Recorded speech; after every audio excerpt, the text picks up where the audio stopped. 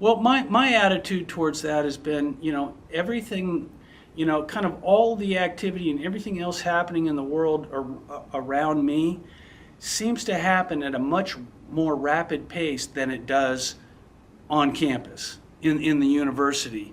And so my attitude is I think that, and obviously just my opinion, that how, our processes here on campus and academia generally should probably model more of what's happening, out there in the real world. And, I'm talking from the perspective of kind of information flow and adapting to innovation and using and being critical of technologies.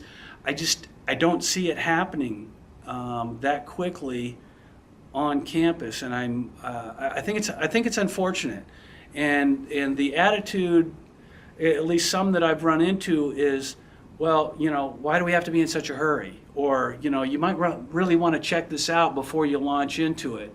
And I look at everything we do as a learning opportunity. So it's like, yeah, we're going to try out some things that probably aren't going to work. But you know what?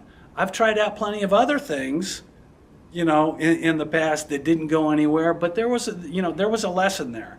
It was like, well, maybe that's another technique or method that just, I don't want to use again, or I might want to come back to later when I know a little more or got a little more experience or the circumstances are a little bit different.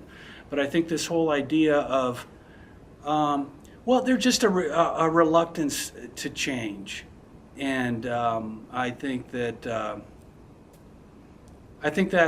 unfortunate, because the innovation process is so much about not being afraid. And it would be, I just like to, and that's one thing I'd like to encourage the students to do, that I don't think that they haven't really been trained or groomed to think that way, that it's okay to, really to reveal some ideas that they have that, that might, seem silly, or that might, not fit. It just the whole kind of exploration and discovery and that it's okay to, it's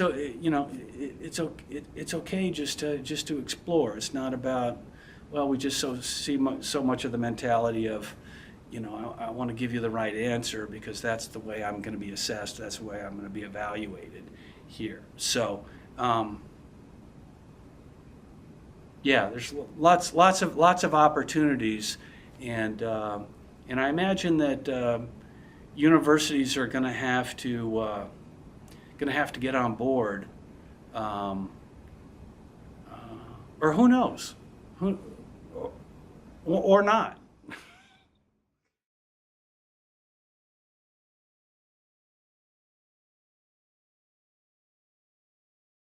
Yeah, I think it is, and that's one thing that also that I've been encouraging my students to look at. This is, you are, in this process of learning. I'd really like you to encourage you to think about this as, in the use of information and the use of technology. If you are going to have to tell somebody else about, about this, or if, again, back to kind of the learning networks idea, is that's what's happening. That's the way that we learn every day.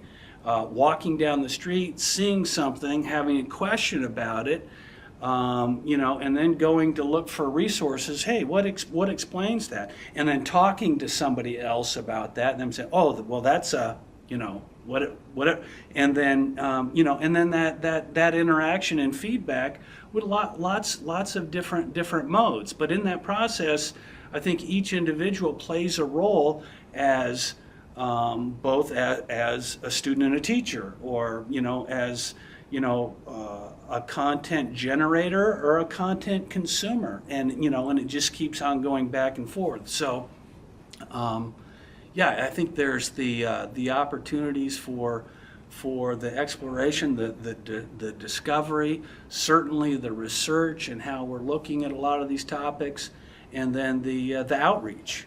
I mean, the model that we're working on is really an outreach model. It's like how else could I connect with 10,000 students in any class that I teach? It's impossible, with the kind of the traditional models that we've been using.